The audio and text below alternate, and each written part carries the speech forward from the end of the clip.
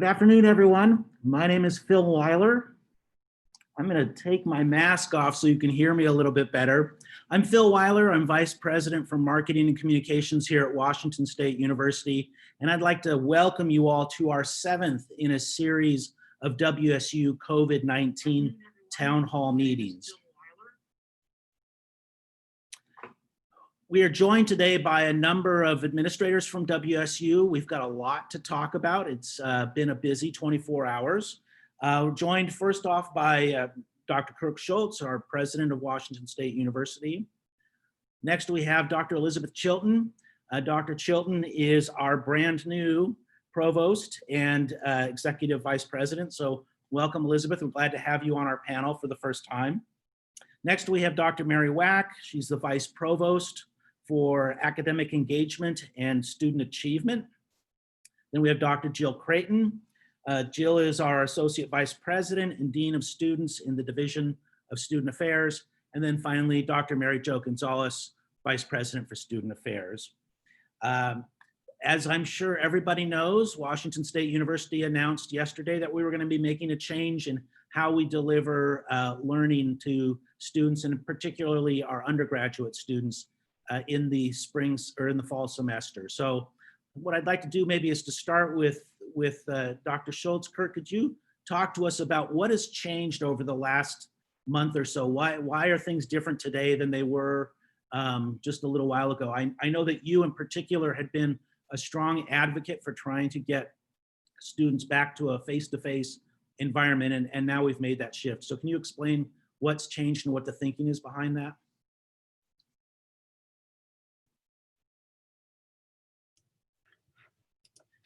Certainly, Phil, thank you. And I appreciate all the Cougs and members of the Coug family that are joining us today for this town hall.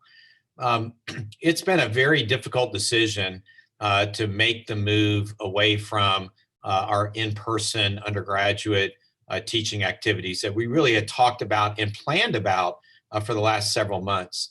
A lot of soul searching, but most importantly, it's really an examination of the data. It's looking at the trends that we see in COVID-19, not just in the state of Washington, not just Whitman County, but around the country, and recognizing that WSU and our Pullman campus in particular has students come from all over the United States and all over the world to study here and be part of the Coug family. I've mentioned from the beginning, as have my colleagues, that the safety of our faculty, staff, and students is paramount. And when you say that, that's one thing, but your actions have to follow that. And we believe this decision is really in line with ensuring a safe environment for our faculty, staff, and students.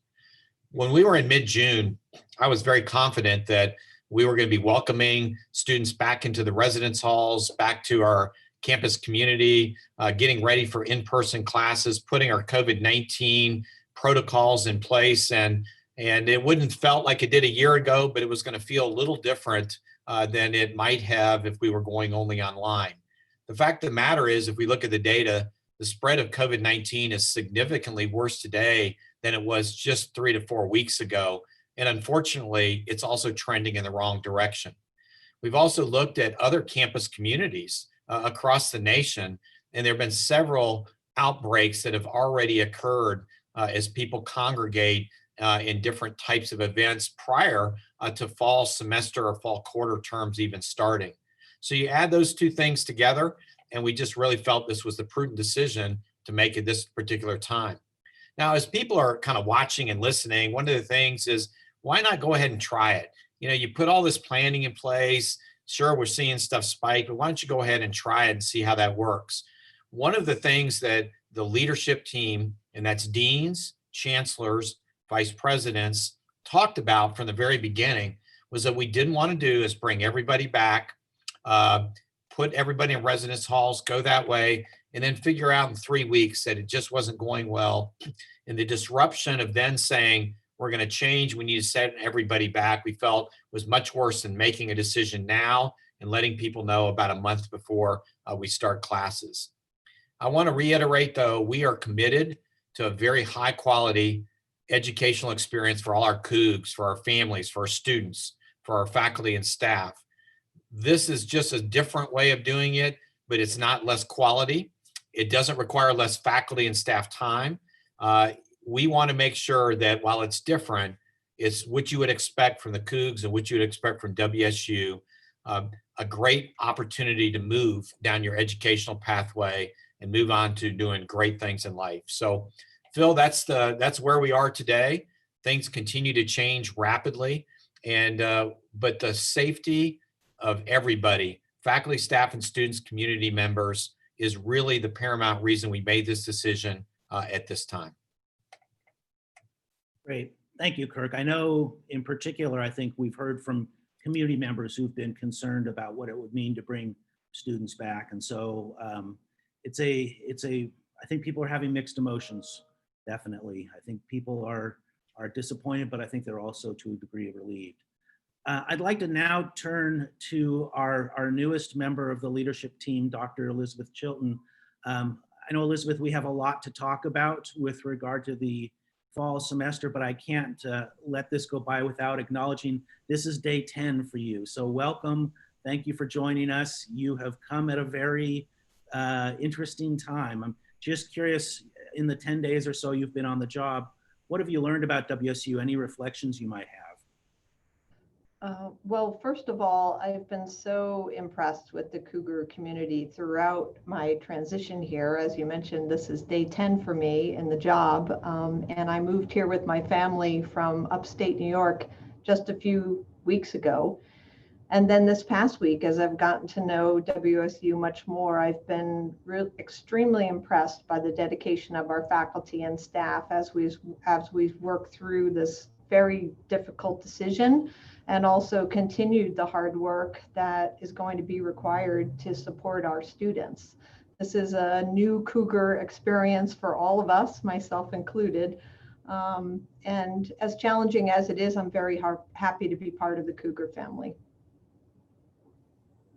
Great, thank you, Elizabeth.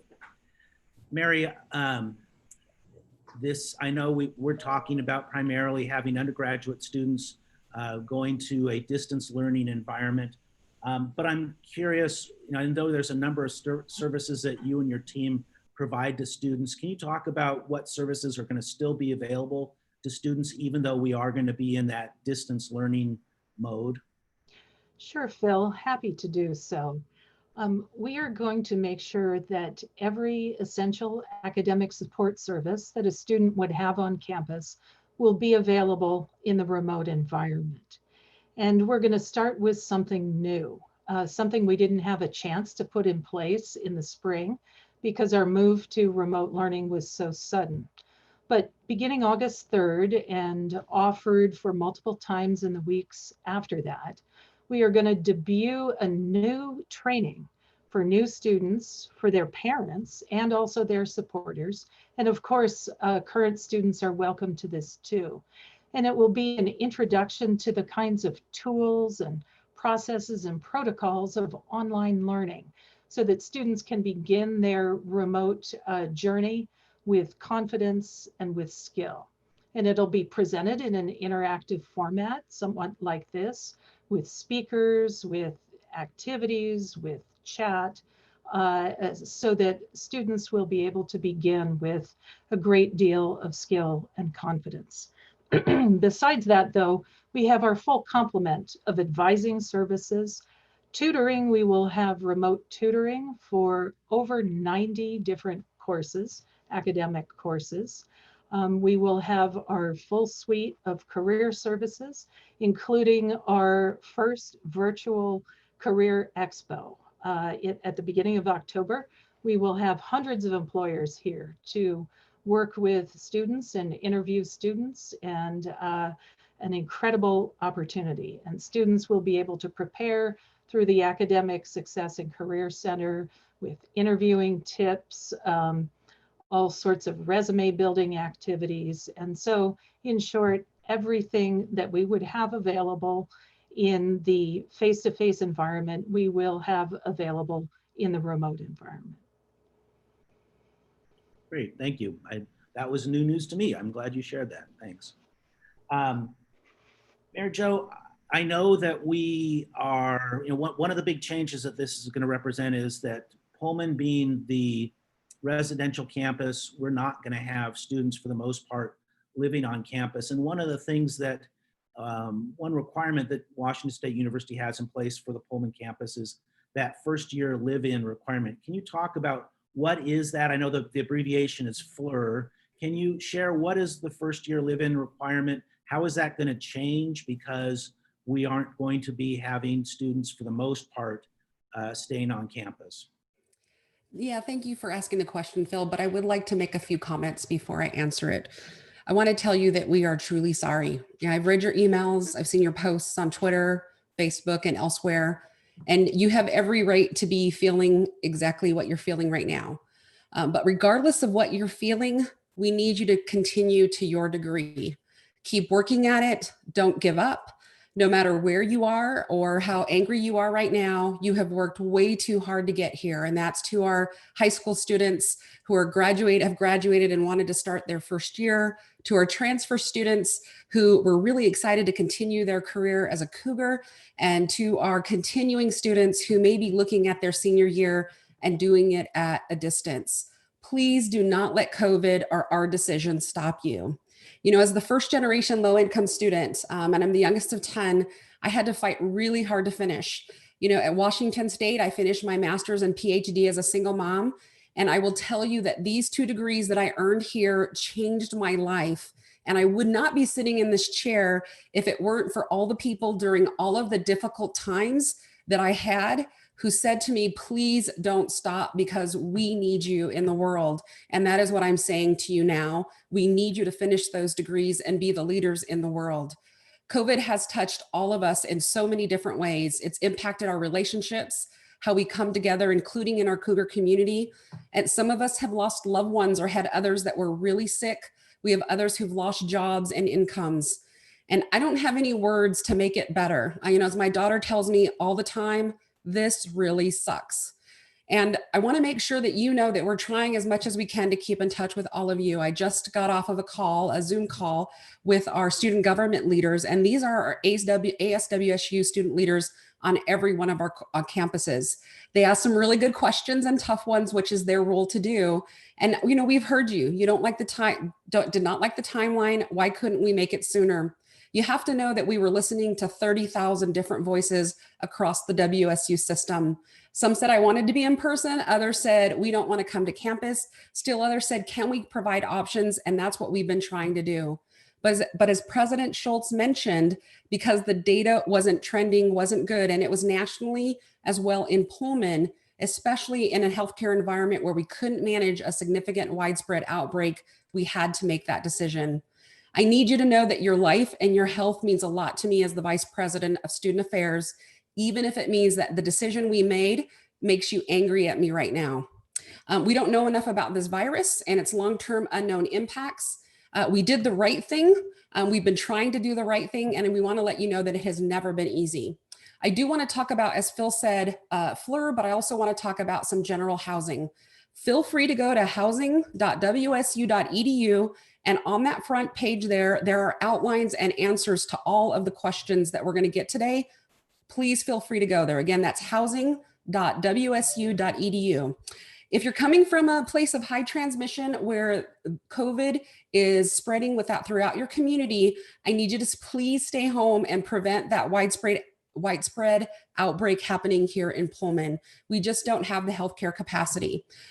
We did have to limit a lot more occupancy than we had previously expected. So the good news is that if you fall under the FLIR, which is the first year live-in requirement, also known as the freshman live-in rule, if you live at your permanent residence, it will count towards FLIR. So we are hoping and working really hard to make sure that we can open in the spring. If we can't, that whole year living at home will qualify for FLIR, and we want you to know that. By August 7th, you can either cancel or defer your contract. If you cancel your contract, it means that you may not have housing reserved for you in the spring if we are able to open. If you defer it, that means we will hold your spot for spring 2021.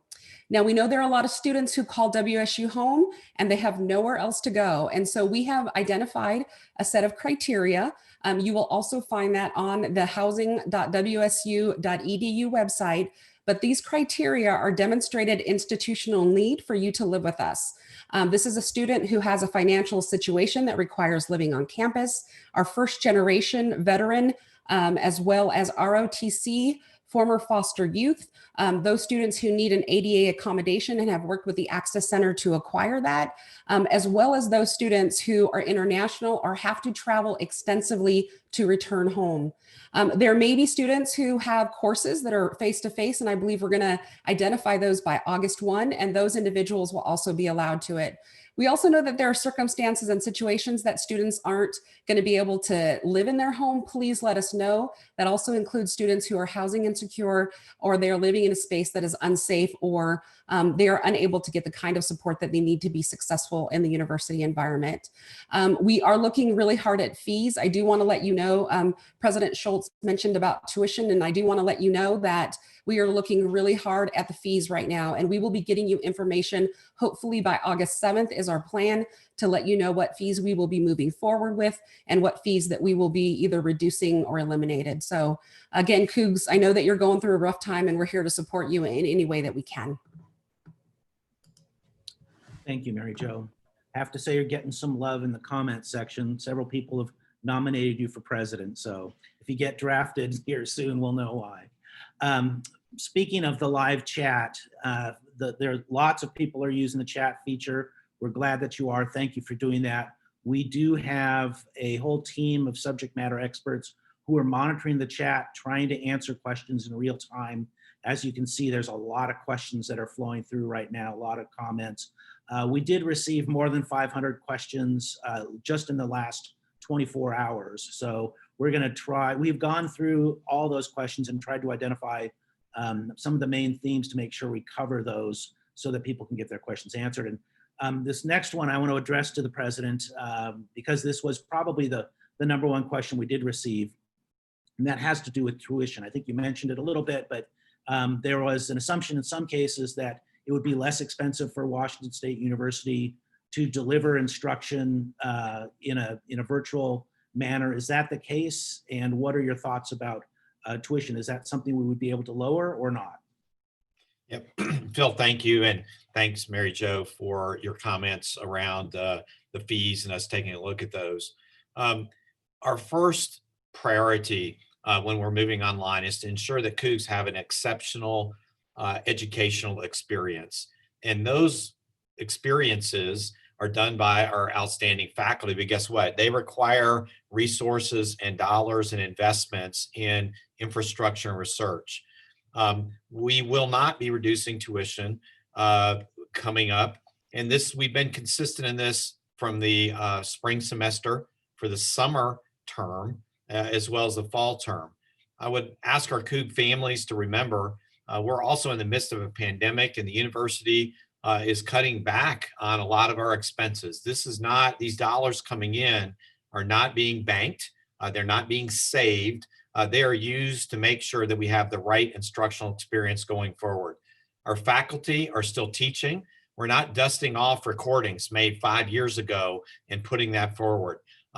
Folks are still operating. Our buildings are open. Campus is open. So when people sort of think, well, gee, we're getting a less of an experience, and so it should be less of a cost, it's a different experience, but we still have a lot of the same costs, if not more, to make sure that we're really delivering the online educational experience that Cougs should and would expect.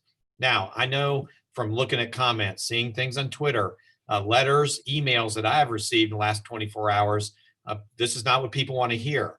But I want us to be consistent at excellence in ensuring that our families have the very best new Coug experience as our priority. And these dollars are going to go directly to making sure that we can fulfill that obligation, that expectation, and that promise. Now, I know that some families are also fiscally, financially hurting. Some people are out of work, lots of changes. Our financial aid office, our professionals, our advisors are going to continue to work with families. And so as you have needs, reach out to us and we will do everything we can to fulfill those. That includes things like hotspots, loaning computers, those types of things that we've done in the past to ensure that all of our students can continue down their educational pathway. I want to reiterate one other thing while I've got the floor that Dr. Gonzalez recently mentioned. To Cougs out there, you say, look, if this is what you're going to do with tuition and you're online, I just don't think this is what I want to do right now. Please continue your educational experience. Go to a local community college, which is a great partner for WSU. Continue doing what you are. You may be upset right now about our decisions, but it's very, very important that you not decide to take the time away from your educational experience. We have data that shows for a lot of students, if you choose to do that, people never come back. And I was talking to the president or a chancellor of one of our large community colleges in the state yesterday, and she even said so often they'll see students that are in their 30s coming back and saying, I wish I would have stuck with it when I had that opportunity. So whether we want you to be a Coug, we want you to be part of the Coug family at any of our campuses, our global campus. But if you choose not to do that, please continue your education. It's really, really important to your future, your family's future, and our state's future. Thank you, Kirk. Jill, I want to address the next question to you. President Schultz made reference to the new Coug experience, and I've heard other people talking about it. Can you give us a little bit more information about what that means? What does that look like? Absolutely. Thanks, Phil, for asking. Before I get into the new Coug experience, I just want to say a special hello to our student Cougs that are joining us today. Like Mary Jo, I've been following our community's thoughts on social media since we announced our transition to remote instruction. And what I've heard is everything from anxiety to frustration, to anger, to sadness, to confusion. And also for many of you, I've heard your relief.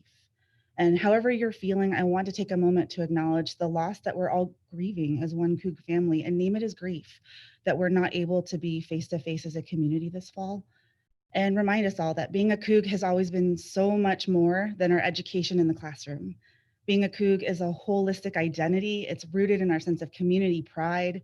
It's a boundaryless and unstoppable spirit that transcends geography and carries us through our best days and our toughest days. And I know this is one of our toughest days.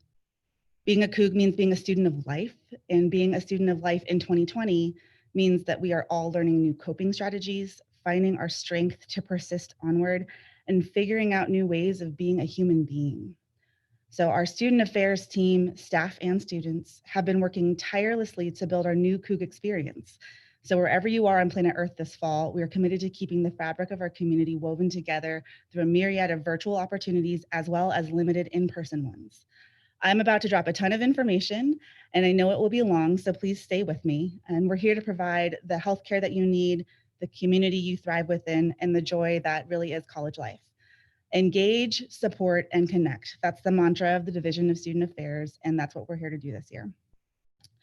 I've heard that many of you expressed concern that you're worried about being lonely or feeling isolated when you have to physically distance, whether that be at home or in the residence halls. And I want to assure you that our Cougar Health Services is here to support you and all of our Pullman students for your mental, physical, and community health needs. That can include telehealth mental health needs as long as you're in the state of Washington. Our health promotion team will be introducing you to Healthy Cougs, which is a new campaign helping us to understand how we can do our part to protect against the virus. It really is on all of us to help stop the spread of COVID-19.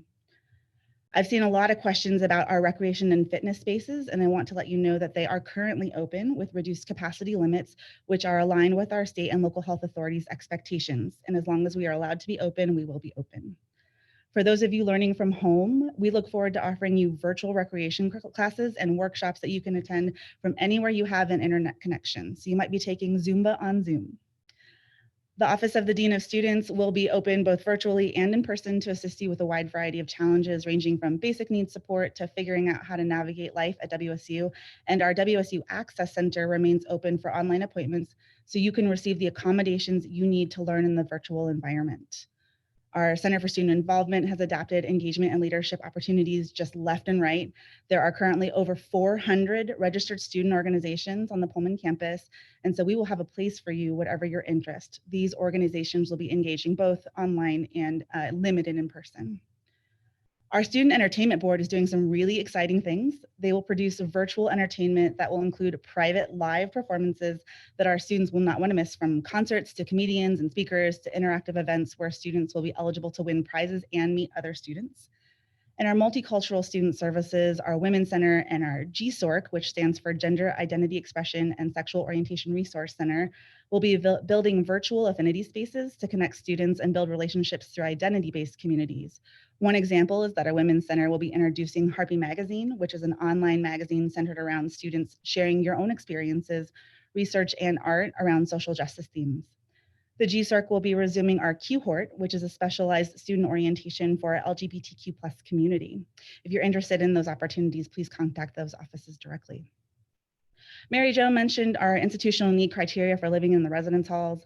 And if you do meet those needs, you will be welcomed to our community by a team of live-in residence life professionals and paraprofessionals that are dedicated to your community development and success. We will have limited food options available on campus, and they'll be aligned with our public health guidelines as well. So that is just a light sample of all the ways that our new Coug experience will help our community thrive, both virtually and in person. And I want you to know that these plans are absolutely still evolving. I also know that was a lot of information to get in about 3 minutes. So I want you to know that you can read more at the website that's on the slide here, cougexperience.studentaffairs.edu. And that website is available for the whole WSU system, not just Pullman. To our student Cougs, I want you to know we're inviting you to your own dedicated town hall on Wednesday, August 12th at 5:30 p.m. So mark your calendars now. Well, you'll get to meet some of the team that is building your new Coug experience, and you'll get to ask questions and have questions answered that are solely focused on you, our students. I want to remind us all that we are all in this together, and I truly believe in our Coug tenacity. Our fall 2020 semester is not lost. It's just going to be different. So I want us to make the best of it. And with all of that said, Phil, I'll turn it back to you. Thank you, Jill. Well said. I like that line. It's not going to be lost. It's going to be different. Elizabeth, I'd like to ask you a question. I know that what I saw when we made the announcement yesterday was that for undergraduates, by and large, courses will be delivered in a remote format, but there were some exceptions. Can you let us know, first of all, when are students going to figure out or find out which of their classes are delivered in a distance format and which ones will have some kind of face-to-face component? And what's the decision making? What's the thinking behind what courses might have to be delivered face-to-face? Yeah, thank you for that question. We will have both the undergraduate and the graduate course schedules finalized no later than August 1st. And I did want to say, as both President Schultz and Vice President Gonzalez said so well, and as the mother of a college sophomore right now myself, I know how critically important it is for students to continue their education. And while we know nothing can replace being face-to-face with our faculty, staff, and for students with each other, we're committed to offering a high-quality educational experience remotely. Our same stellar faculty will be teaching these courses. They are some of the top faculty and researchers and scholars in their fields, and they have a great deal of dedication to our students in the classroom and also in mentoring and advising students as well. So we had already planned to offer most of our courses either fully or partially remotely to accommodate social distance guidelines. Our Office of Academic Outreach and Innovation is working with our faculty to convert most of the rest of the courses to a remote delivery. And I'm working with our deans and our faculty now to make decisions about which classes will still have a face-to-face component, but these will be very few. Decisions on that will be based on whether the course is required for graduation, whether the course requires specialized equipment or facilities, and then also what safety protocols can be put in place for students to be able to access those facilities. Even in cases where we have classes with some face-to-face component, we're working to have plans in place to accommodate students who become sick during the semester or need to self-quarantine because of exposure at some point. So even those with face-to-face, we want to make sure we're providing the flexibility for students who may not be able to return to campus safely.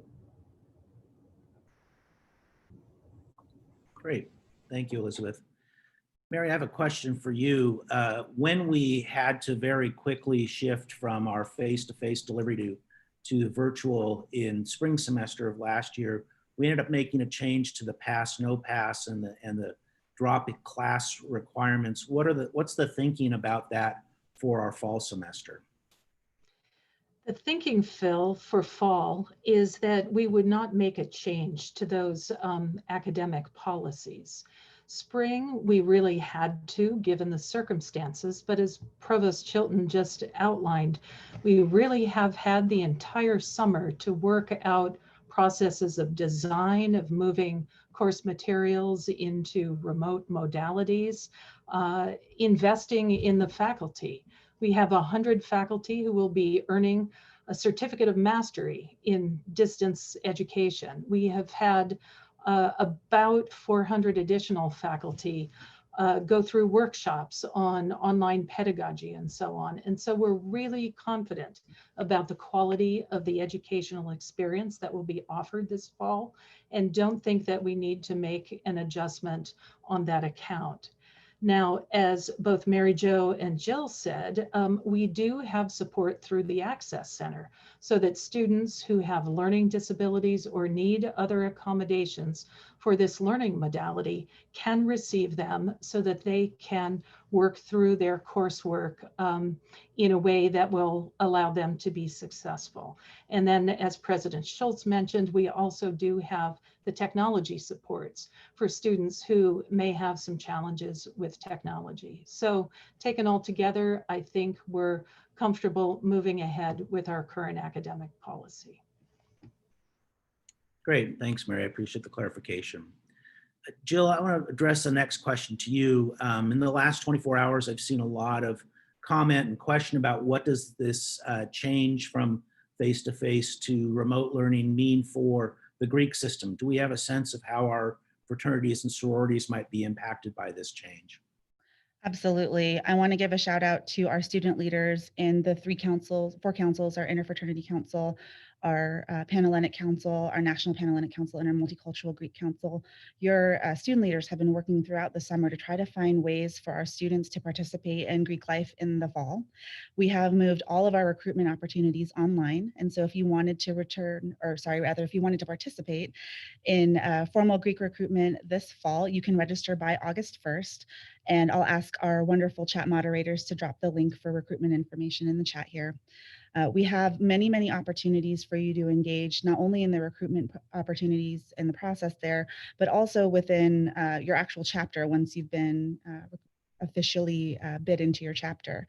So there's a ton of information on the Greek Life website that is coming out. Your recruitment chairs will have a ton of information available to you. But I also want to note specifically that in our original plan, you had to be into your residence hall by the 17th in order to participate. That is no longer the case given the shift we have in our instruction modality. So you can participate in recruitment from wherever you are as long as you have an internet connection.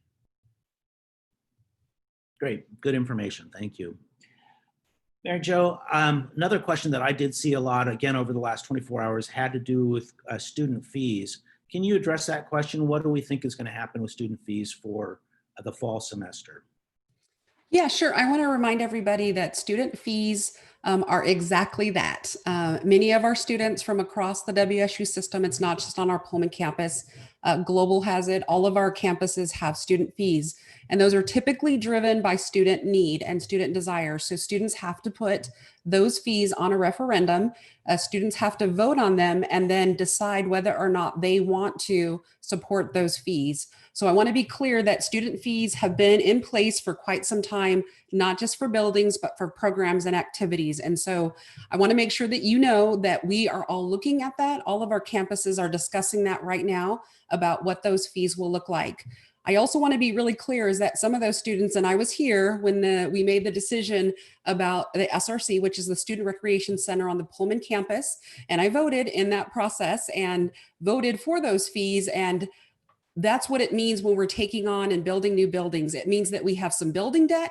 It means that we have staff and students that we employ as a part of that, as well as programming dollars that go into it. And so we are evaluating that for all of our campuses. And our hope is that we would have an answer by August 7th and let you know on each of our campuses what that student fee structure will look like. We do know, and we are looking hard. We didn't do it in the spring because we had hired a lot of employees, including student employees, and wanted to continue paying them during the pandemic, we will be reflecting on that.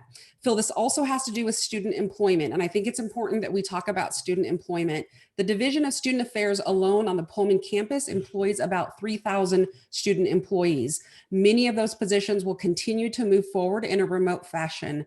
We do have some areas where students need to be physically on campus to have those jobs. Some of their housing, some of their RAs, which are resident assistants who live in the halls, those will continue. And so we want to make sure that you know, definitely talk with your supervisor and have a question, ask them the question about, can I do my job remotely, or can I do my job physically? And that, again, is going to make the decision about whether or not you return to the Pullman campus and live in our residential facilities or even off campus. And so back to the question about student fees, let's also remember that many of those fees provide employment for students as a part of their experience, so that helps them financially as well. Mary Jo, that's a good segue to the next question I had. So you were talking about student employment. Another question, this is something maybe I'll address to Mary if I could. There have been some concerns from students that I've read wondering if the shift from face-to-face to remote instruction might jeopardize somebody's financial aid. And can you address that, Mary? Mary, is that something that students need to be concerned about? Sure, Phil.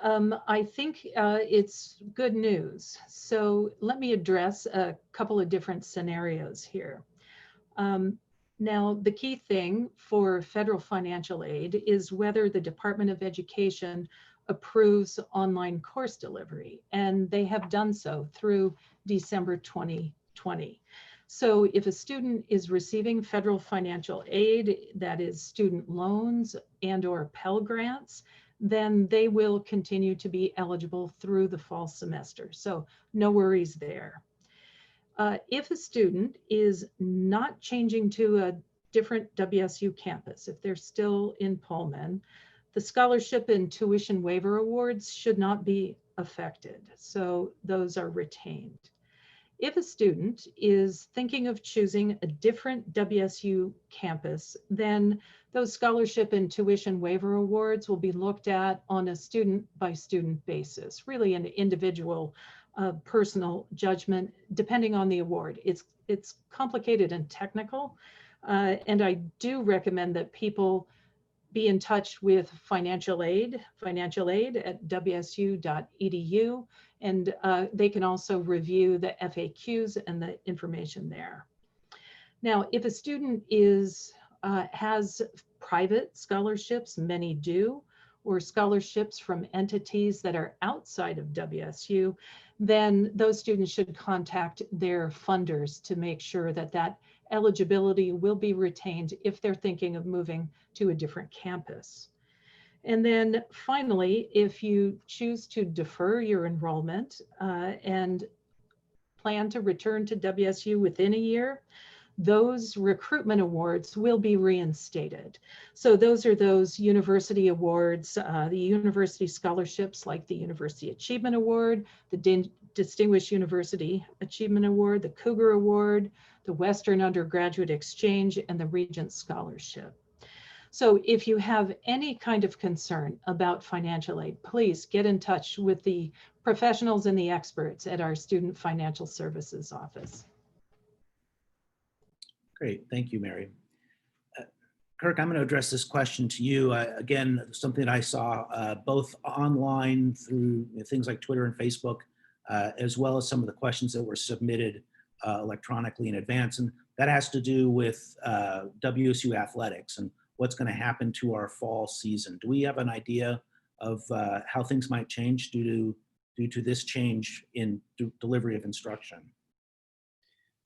Thank you, Phil, and I appreciate the question. And actually, I wish I had a great answer for it. As I look around the country, the president of Clemson University is a personal friend. We've known each other for a long time. They announced that they were starting their fall semester online in a similar fashion to us. And the number one question he got was around Clemson football. Right now, really, there is nothing new to report. We still continue and expect our fall sports to continue. And it's not a sole individual decision that just WSU makes. are a member of the Pac-12 conference. And so we have to work with our colleagues across the West Coast on whatever those protocols and things are going to be. I think the bottom line that is important for everybody to remember is the health and safety of our student athletes, and this is paramount. And if we can't guarantee a way that we can keep our student athletes healthy through competition, through the different venues, with fans there or not there, that's really the key thing. So this will continue to evolve over the next several weeks. I want to just give some kudos to our own athletic department here at WSU, who've had students back for several weeks doing voluntary workouts and involuntary workouts. And they've done a fabulous job at keeping those students safe and making sure that we were doing all the appropriate types of things so that our students were in a great environment for their success. One of the things that everybody has to do, and this is going to be painful for some people to hear, we've got to separate athletic competition from fans in the stands. And we may have to play football games, soccer games, volleyball games without the fans that are there that are a real part of the intercollegiate athletics experience. But I think it's going to be important as we look at COVID-19 over the next month, the next 6 weeks, that's going to really dictate what we can do and what we cannot do. And I will tell you this, if we cannot guarantee the safety of our student athletes throughout the Pac-12 conference, in that case, we're going to have to make different decisions. But today, we should expect those competitions to move forward, and we'll continue to keep everybody updated as we know more. Great. Thank you, Kirk. Mary Jo, I have a question for you. I'm looking at the chat, and I think there's still some question and confusion about the first year live-in requirement. Might be worth us just reiterating that. And then also I see some questions about things like, if I live in an off-campus apartment, what do I do? If I've signed a contract to live on campus, what are my options? And so I think that's important information. It's probably worth having us repeat it before we end the session today. No, Phil, I absolutely agree. So I need you all to go to housing.wsu.edu because I'll be able to say it in 2 seconds, but there will still be confusion because frankly, we have so many different student situations. So first of all, if you meet the university's requirements around demonstrated institutional need, you will certify that and get a room and get a move-in date. That's the first piece. The second group, for those students who are opting to stay at home your first year in the first fall, because we're just making the decision for fall 2020, that will count as your first year, as meeting the first year live-in requirement for the fall semester. So we encourage you to stay home, especially those of you who are coming from high community transmission areas. So that's a really important piece of that. You can cancel your contract or you can defer your contract to spring. And again, that is all outlined in housing.wsu.edu. We know there are a lot of students who are frustrated by the lateness of our decision because they have signed contract with landlords. We are having conversations with them. We are discussing the options and we are encouraging them to be flexible with students given what is going on. And so please reach out. Please talk to them, please engage with them, and then let us know how it's going. I think the second piece of that equation is, or the third piece of that equation is our fraternities and sororities, of which we have zero control. Please talk to the housing corps managers. Please talk to your chapter presidents. We know that some are already heading in the direction of making those decisions, and we want you to communicate directly with them. I would add one piece, Phil, because there was a question that I received, and students were asking me, Mary Jo, what can we do to get back to in-person classes? And I want to let you know, it's this, the mask. And a governor very recently said, wear your damn mask. So I'm going to say that again, say it much more nicer. Please wear a Coug branded mask because that is the only way right now that we're going to be able to prevent transmission and will keep our community safe.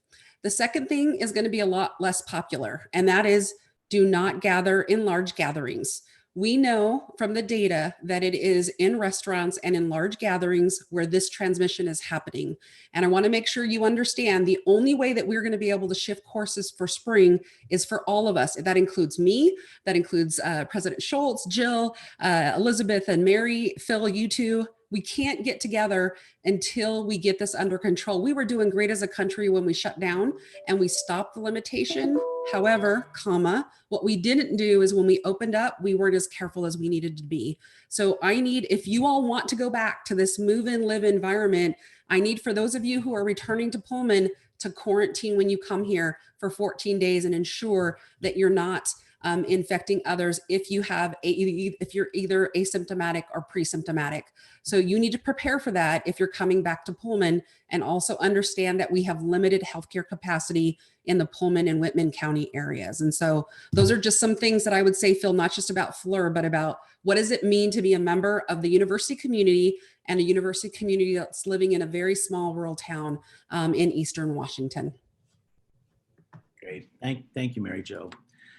Kirk, I know you addressed the question about tuition early on in our conversation, but as I'm looking at the chat, a lot of questions about out-of-state tuition. You want to address that directly? Are we looking to reduce out-of-state tuition at this point in time?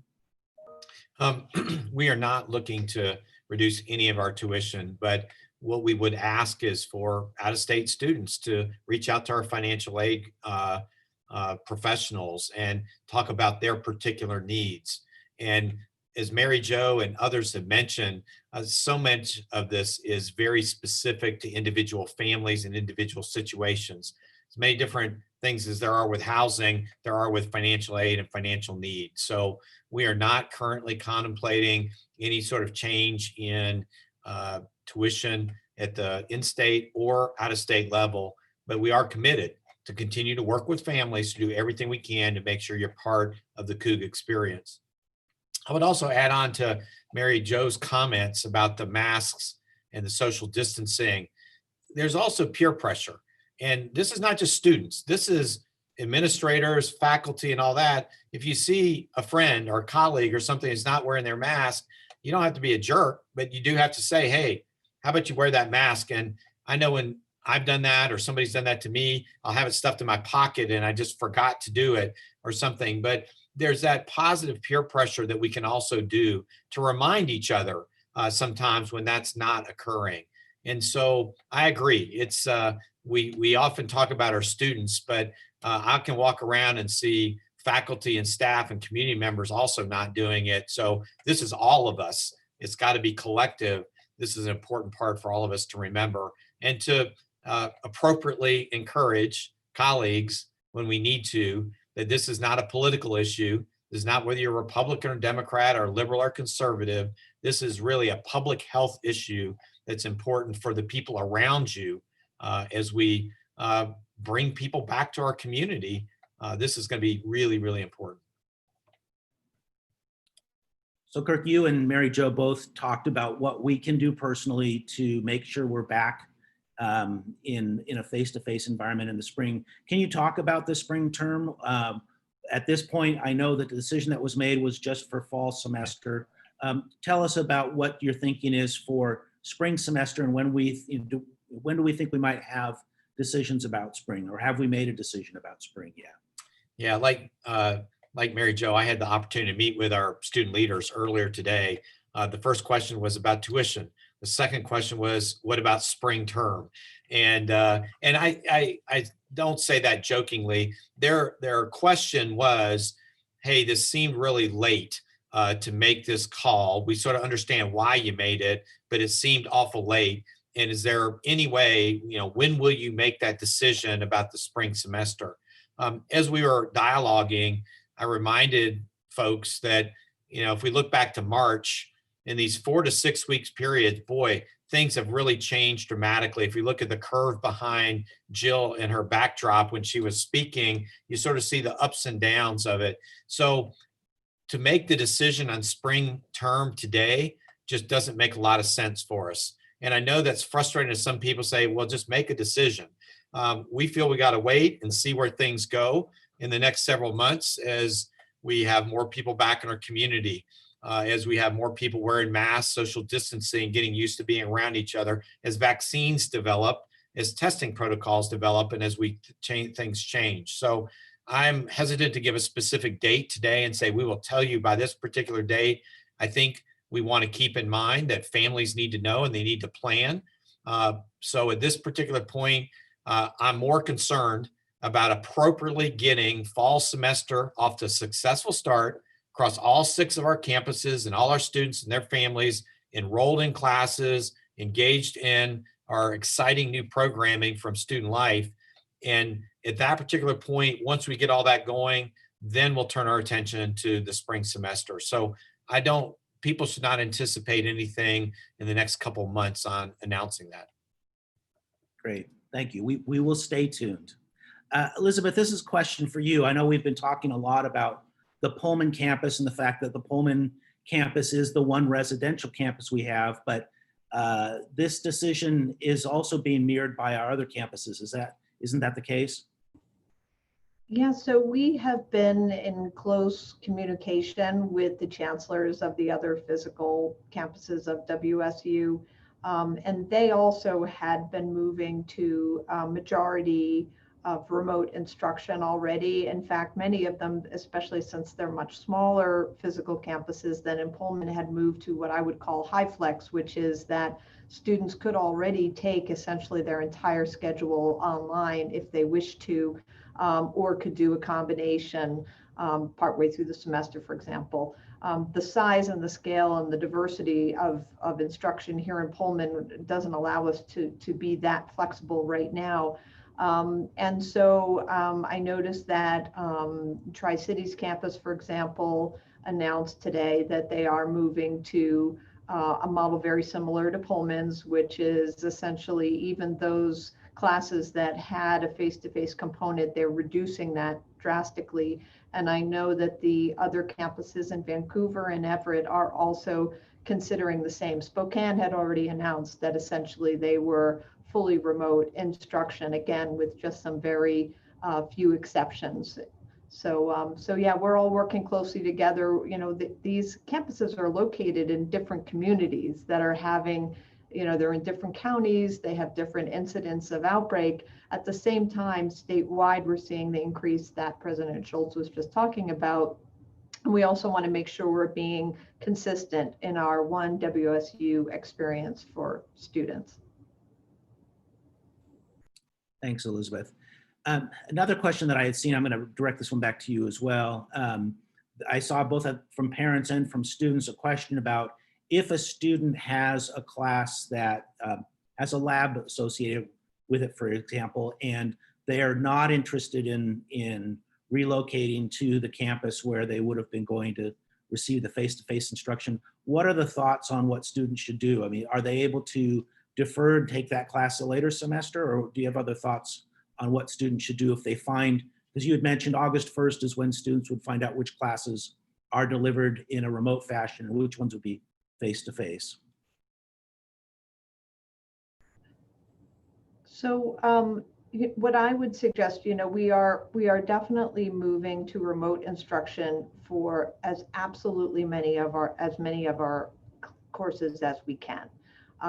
If there is a way to do it, we will work with faculty to make sure we can do that, because we certainly don't want to have any student feel that they're pressured to come back to campus just because of one class. You know, that would be really challenging for some.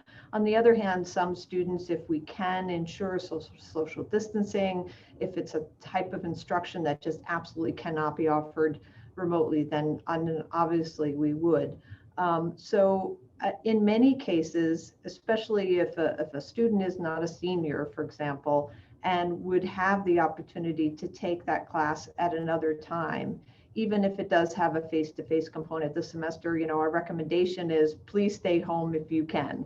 That sort of mirrors what Vice President Gonzalez was saying. We really want you to stay home unless you absolutely cannot and need to come to campus for the reasons that she outlined. So yes, absolutely delay that particular class if you can, but we are absolutely committed to trying to make sure that as many of our classes as we can are offered remotely. Great, thank you, Elizabeth. I guess I look at the clock here, we're getting close to the end. President Schultz, do you have anything that you wanted to add before we close out our session today? Well, I appreciate all the people being on board. I appreciate my colleagues here. I understand that when we deliver this news and information, that I think as other people talked about, there are mixed emotions from some of the comments, I think, coming up. People aren't happy with all the decisions that we made, but I think it's important that we make the decisions as quickly as practically possible. We let you know, and we let you know that we're here to try and help. And I think what we've seen in previous semesters as we've given information out, after a few days, as we get more and more information out and we're able to work and answer questions, it really kind of helps everybody come to a better place. So please continue to ask questions. Please continue to reach out. We've given you lots of different places around our WSU community to reach out, whether it's financial aid, whether it's around housing, whether it's around some of the exciting new programming, new orientation, new things that are going on to make sure you have that new Coug experience.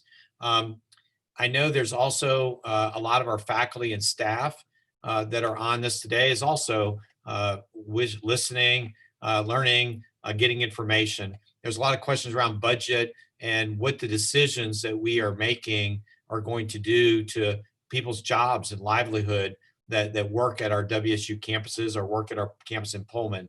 Our town hall next week will make sure that we explicitly address a lot of the fiscal challenges and, the decision to move online, the decision to not have the residence halls at the same capacity we thought. These all have ripple effects within our community, and we're going to be prepared to talk through some of those things and answer those questions the next week. So thank you for being here. We appreciate everything that our colleagues across the campus are doing. We're here to work with you, and we want you all to be and continue to be members of the Coug family, whether that's online in front of your computer, doing Zumba on Zoom, or getting ready to graduate and being disappointed that your last term is not going to be in person or that you're not going to be with your colleagues in the Greek community.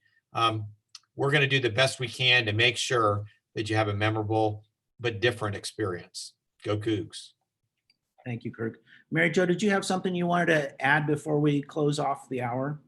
Yeah, I really think it's important that we take a minute to thank our faculty and our staff who have been working really since March to transform this experience, especially the new Cougar experience, who have been literally working every day, including weekends, to build these plans and develop these plans, and are just as disappointed as you are.